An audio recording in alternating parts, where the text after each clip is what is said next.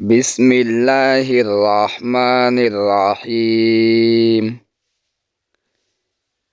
আমরা গত পর্বে সূরা ফাতিহা অনুবাদ জেনেছি। যারা আগের পর্বগুলি দেখোনি তারা ভিডিওর ডিসক্রিপশন থেকে দেখে নিতে পারো।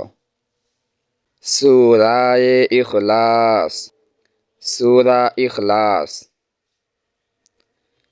কুল হুয়াল্লাহু আহাদ। आए नबी कह दो कि वह यानी अल्लाह यगाना है। হে নবী বলে দিন তিনি অর্থাৎ আল্লাহ এক এবং একক। আল্লাহুস সমাদ আল্লাহ বেনিয়াজ হয়। আল্লাহ অমুখাপেক্ষী। লাম ইয়ালিদ ওয়ালাম ইউলাদ। लाम यलिद उससे कोई पैदा नहीं हुआ तिना থেকে কেউ জন্মগ্রহণ করেননি। ওয়ালাম ইউলাদ और ना वह किसी से पैदा हुआ এবং তিনিও কারো থেকে জন্মগ্রহণ করেননি। ওয়ালাম ইয়াকুল্লাহু কুফুয়ান আহাদ और कोई उसका हमसर नहीं এবং তার কোনো সমকক্ষ নেই। সূরায়ে ফালাক। সূরা ফালাক। কুল আউযু বিরাব্বিল ফালাক। आए नबी दुआ में यूं कहूँ कि मैं सुबह के रब की पनाह लेता हूँ। হে নবী দোয়া করতে গিয়ে বলুন আমি ভোরের প্রভুর আশ্রয় গ্রহণ করছি।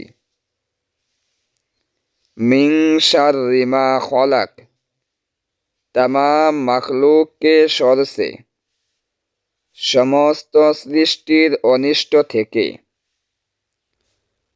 ওয়া মিন শাররি গাসিকিন ইযা ওয়াকাব और अंधेरी की शर से जब अंधेरा ফিল যায় এবং অন্ধকার যখন বিস্তার লাভ করে সে অন্ধকারের অনিষ্ট থেকে। ওয়া মিন শাররিন নাফাসাতি ফিল উকদ और गरहू पर दम करने वालों की शर से এবং ঘিতে ফুৎকারকারিণী রমণীর অনিষ্ট থেকে। ওয়া মিন শাররি হাসিদিন ইযা হাসাদ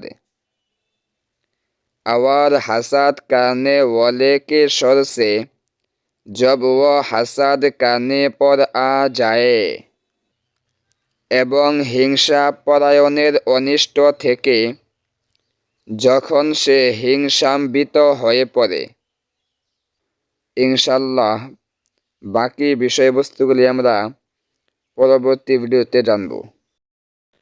ভিডিওটি ভালো লাগলে লাইক, কমেন্ট এবং বন্ধুদের নিকট শেয়ার করতে ভুলবেন না এবং পরবর্তী ভিডিওগুলি দেখতে আমাদের চ্যানেলটি সাবস্ক্রাইব করে বেল আইকন অল প্রেস করে রাখেন।